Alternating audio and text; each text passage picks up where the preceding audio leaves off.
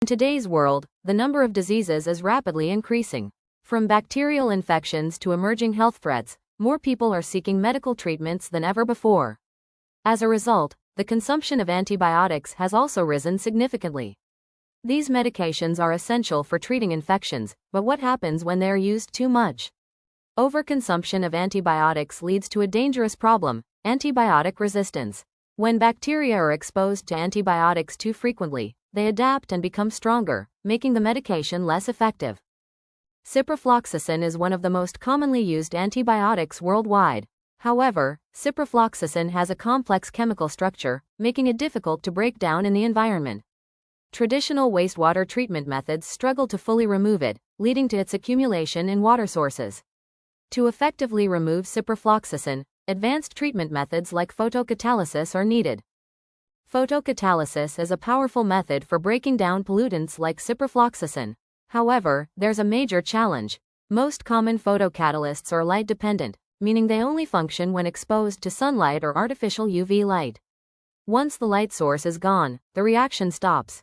This means traditional photocatalysis cannot maintain its function throughout the full 24-hour cycle. Since traditional photocatalysts rely on light, their efficiency is limited to daytime. But what if we could extend their functionality beyond daylight? The solution: day-night photocatalysis, a revolutionary approach where the photocatalyst can function both in the presence and absence of light during the day. The photocatalyst absorbs light and stores electrons. Then, when darkness falls, it gradually releases these stored electrons to continue breaking down pollutants, ensuring round-the-clock degradation. To achieve efficient day-night photocatalysis, selecting the right material is crucial. That's why we chose V2O5/g-C3N4 as the ideal photocatalyst. Vanadium pentoxide V2O5 is a layer material with a conjugated bond structure, allowing it to store and release electrons easily.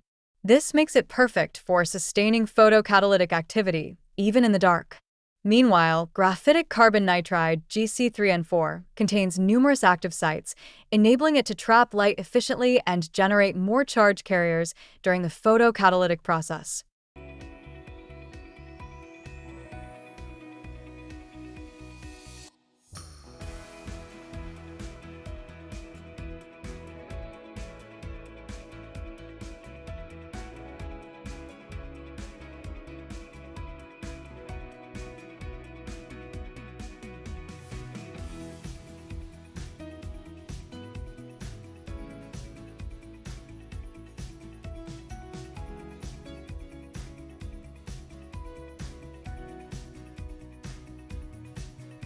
To accurately study photocatalytic activity, the process must follow a structured sequence, ensuring reliable and consistent results. Before the reaction begins, the system must first reach absorption equilibrium. Once equilibrium is achieved, the photocatalytic reaction starts by switching on the light. The degradation process then continues for 180 minutes. TO monitor the reaction. Samples are collected every 15 minutes using a syringe filter. The filtered samples are then analyzed using a UV-vis spectrophotometer. For photocatalysis in the absence of light, the process begins differently. It requires a pre-irradiation step under light before proceeding with degradation in complete darkness.